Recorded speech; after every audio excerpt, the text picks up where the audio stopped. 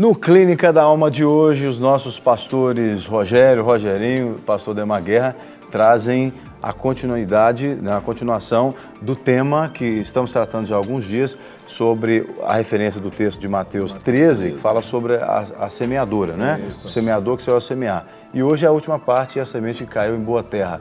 Nós temos aqui, mas o que foi semeado em boa terra é o que ouve, compreende a palavra e dá fruto, e um produz 100, outro 60 e outro 30. Está em Mateus 13, 23, que é a resposta do que semeia em boa terra. Então, para o pessoal que está acompanhando pela primeira vez a discussão desse tema, pastor Guerra, qual que é a referência do texto todo, se quiserem? Mateus 13, de 1 até 23. Tá. Ali nesse texto, Jesus conta a parábola do homem que saiu a semear e partes caíram em lugares diferentes. E já falamos aqui sobre a semente, a parte que caiu na beira do caminho, no terreno pedregoso, também nos espinhos. Ontem falamos sobre os espinhos. E agora a boa terra. Você que está em casa, quer tirar as suas dúvidas, quer participar com a gente, nós temos o nosso telefone ao vivo. Você pode ligar, para quem está acompanhando o programa ao vivo, você pode ligar 313253-3320. Você entra no nosso bate-papo aqui agora. Agora, se você está vendo o programa reprisado, porque esse programa é reprisado durante a noite também, não é? Por volta de meia-noite ali, muitas pessoas têm a oportunidade de acompanhar os assuntos que estamos tratando aqui, e é um tempo muito precioso também. Se você está vendo o programa reprisado, você pode participar pelo Twitter, @Clínica da Alma, ou também pelo e-mail, que é clinicadaalma@redesuper.com.br. É claro que quem também está acompanhando ao vivo pode participar por esses canais também. Mas entra no nosso bate-papo, comente, tire suas dúvidas, falando sobre a semente que caiu em boa terra. Nós temos algumas perguntas aqui que eu penso que a gente poderia falar um pouco delas antes de entrar no tema da boa terra, da semente que caiu em boa terra. A Silmara de São Paulo, ela escreve dizendo o seguinte: eu vivo uma situação complicada dentro de casa, porque eu sou cristã, estou no seminário, sou ativa na igreja, mas meu marido, ela diz, ele não é.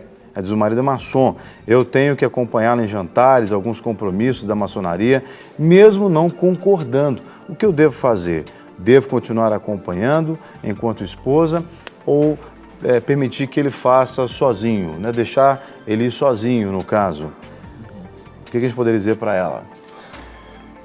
É uma situação assim, eu vejo que seria difícil ela tê-lo, por exemplo, poder convidá-lo para participar, por exemplo, da programação da sua igreja, se ela não acompanhasse nesses lugares. Agora, é obviamente que fica uma situação assim, é um desafio, né, ela participar desses jantares que a gente sabe e conhece dentro da maçonaria, mas eu vejo que é importante ela também estar junto com o seu marido, até mesmo para ele poder ver o outro aspecto de que assim, a mensagem, a essência da mensagem, ou seja, do evangelho, possa ser ministrado ao coração dele, ele também participando, né? Ou seja, de reuniões. Embora a gente saiba que essa questão da maçonaria, a gente sabe que muitas igrejas tem muitas pessoas que são maçons, eu acho que não é a questão de nós entrarmos aqui, né? Ou seja, ele vai completamente contra aquilo que a palavra de Deus nos ensina,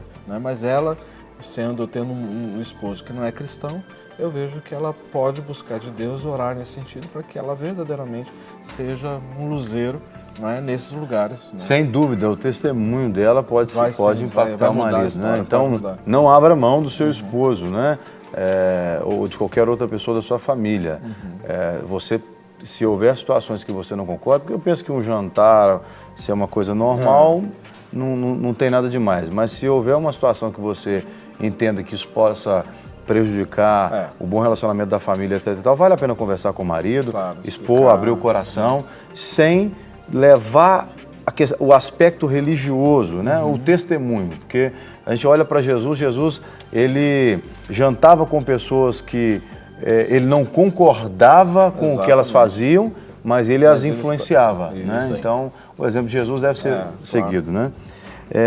Nós temos aqui a participação da Ângela, de BH, ela diz o seguinte: eu quero dizer que a resposta que foi dada nesse programa falou muito comigo e me deu luz para resolver um problema que eu tenho em minha casa. Ela diz, obrigado.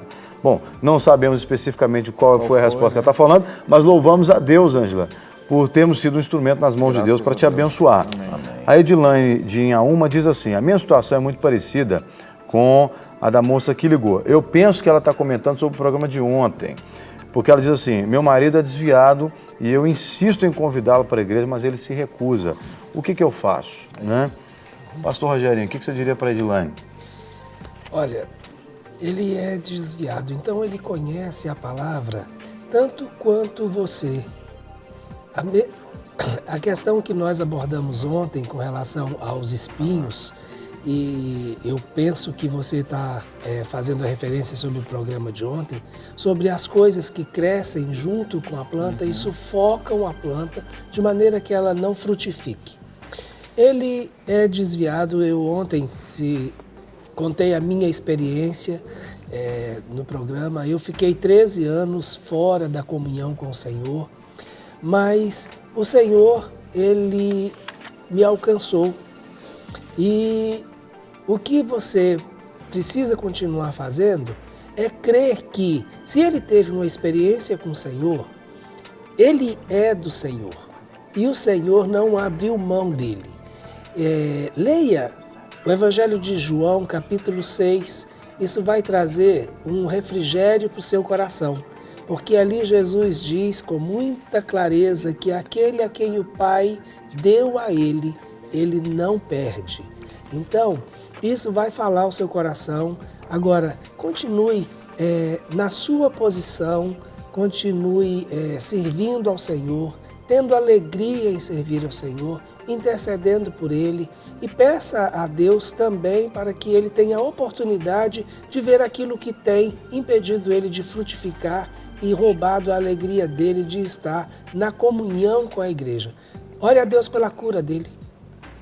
Muito bem. E não deixe, né, que seja contaminada Sim. pelo esfriamento dele, né? Continue, que não venha contaminar, né, que ela continue firme, fazendo a obra né, com fazendo alegria. a obra e mostrando para ele que isso não tirou ela do, Claro. né, realmente da estabilidade. Ó, um outro e-mail que recebemos aqui da Edna Ferreira de Pádua, ela é de Caratinga, em Minas Gerais, e ela diz o seguinte, queridos irmãos, a paz do Senhor, viu, Edna? Ela diz, estou entusiasmada com o quadro Clínica da Alma. Todos os dias eu corro com o almoço para não perder o programa. Parabéns. Eu preciso saber em quais dias irá acontecer o seminário intensivo, pois ouvi os irmãos dizerem que será em junho. Preciso saber da data. Eu moro em Caratinga, quero muito fazê-lo, né? Esse vai acontecer agora na segunda quinzena de junho, né? Do dia 16 ao dia 19 de junho. Né? De junho. E aí você pode entrar em contato lá com a Clínica da Alma e a gente vai passar mais detalhes para você, não é? Que valores, formas de pagamento, os horários. Então você pode enviar um e-mail para a gente, para o mclinicadalma@gmail.com, ou pode mandar aqui para o clinicadalma@redesuper.com.br, que a gente passa para você e encaminha com todas as informações, horários, forma de pagamento, tudo certinho. Muito bem. Agora, falando propriamente dito do nosso tema de hoje, a parte da semente que foi semeada e caiu em boa terra. Sim. E interessante é que a Bíblia narra a produção de cair em boa terra. Né? Além de cair em boa terra, ser gerada, você ainda vai colher ainda. Não é? Vai ser gerada, vai ter frutos, vai ter tudo. A gente vê aí tudo nisso, é uma questão de você realmente entender que você caiu em boa terra e você vai produzir. Agora, esses frutos, né, a árvore muitas vezes ela tem que dar frutos. E é isso que o Senhor quer. O Senhor te plantou, você gerou e agora você tem que dar frutos. Muitas vezes a pessoa fica parada, né? Ou deixa os galhos secarem, ou deixa a folha murchar, não.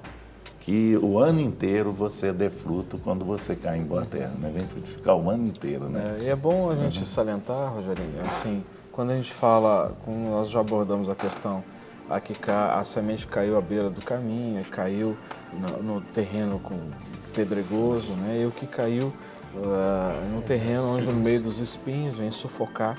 Então é importante nós salientarmos que terreno bom é esse, né? Que terra boa é essa, trazendo isso para a nossa perspectiva espiritual, emocional, afetiva, que é o campo do nosso coração. Ou seja, nós temos os bons sentimentos, nós falamos isso nesses dias aqui, né? Mesmo aqueles que nos cobriram aqui com tanta graça, né? Nesses dias que nós tivemos, justamente entender o que é esse bom terreno, né? O que é esse terreno fértil, onde, como o pastor Guerra falou, não só a semente ela vai cair, mas ela vai germinar e vai produzir frutos. Então é justamente um terreno onde ele foi permitido que, veio o limpar do Senhor, ou seja, o agricultor veio, passou as ferramentas necessárias para o quê? Para mexer com a terra, né? Ou seja, virar a terra, tirar todas as ervas daninhas e o terreno está pronto. Então é um terreno receptivo à mensagem da palavra de Deus, um coração ensinável, não é? Um coração disposto a abrir mão daquilo que são áreas que precisam ser tratadas, serem muitas vezes ministradas. Um coração perdoador é um outro coração, porque aí então quando a semente entra, ou seja, a mensagem ela entra, ou seja, as aves vão tentar arrancar, né, para dar ideia do caminho. Muitas vezes as circunstâncias de ter um terreno ainda cheio de pedras e as raízes não vão se aprofundar ou mesmo, muitas vezes as solicitudes do mundo, as preocupações vêm sufocar isso. Na realidade, todas essas tentações, essas estratégias vão vir, mas quando esse coração ele está sedento, ou seja, a mensagem vai entrar, vai penetrar e principalmente uma das coisas, vai gerar transformação. Ou seja, a mensagem precisa gerar transformação no nosso coração para que nós possamos então experimentar aí sim, ou seja, a multiplicação, o fruto, a 30, 100 por 1, né, 60. E aí entra o fruto do Espírito, né? Que é aquilo que Exato. nós apresentamos aqui, que são sabores, né? Essa terra fértil, ela vai gerar isso. Ela vai gerar essa planta que vai gerar os sabores do fruto do Espírito. E aí a pessoa vai ter todos esses detalhes. Eu queria aproveitar essa questão do produzir a 30, 60 e 100 por 1 que o Senhor explica na parábola e voltar a uma pergunta que foi feita de um telespectador de Santa Rita do Passa Quatro, quando ele perguntou se a questão do 30, 60 e 100 representava as almas. Então ele fez essa pergunta, acho que na terça-feira. Então eu queria voltar a esse assunto, porque naquele momento, na terça-feira, a gente não teve como expandir, e hoje faz parte, né, do tema. Então eu gostaria de ir um pouquinho além. Quando o Senhor fala não somente essa parábola, mas as outras parábolas de Mateus capítulo 13, porque o capítulo 13 do livro de Mateus é um capítulo de parábolas, o Senhor está ensinando através de parábolas, e nós temos 7 parábolas nesse contexto. O Senhor ele está fazendo uma referência muito clara ao reino de Deus. Então, todas as parábolas de Mateus, capítulo 13, elas fazem essa referência ao reino de Deus. Ele está comparando o reino de Deus às situações do cotidiano, como a parábola o faz, mas ele está trazendo ensinamentos importantes a respeito do reino. E o reino de Deus, ele não é apenas almas. O reino de Deus, ele é muito além de alcançar almas para o Senhor. É estabelecer a vontade e o governo do Senhor na terra. Inclusive na política, na economia, exatamente. na segurança. E foi muito interessante a questão hoje da entrevista anterior ao programa com relação à ecologia, né, à água. Então, até com relação às riquezas naturais. Nós somos mordomos, inclusive, do planeta Terra. A palavra de Deus é muito clara quando diz que a Terra geme, espera com ansiedade pela manifestação dos filhos de Deus. Por quê? Para que o reino de Deus seja manifestado. Então, é muito além de simplesmente evangelizar, de ganhar pessoas, né, para o Senhor, de encher as nossas congregações. É estabelecer o domínio do Senhor, e isso em todas as áreas. E aí, vale a pena a gente rever isso diante desse aspecto.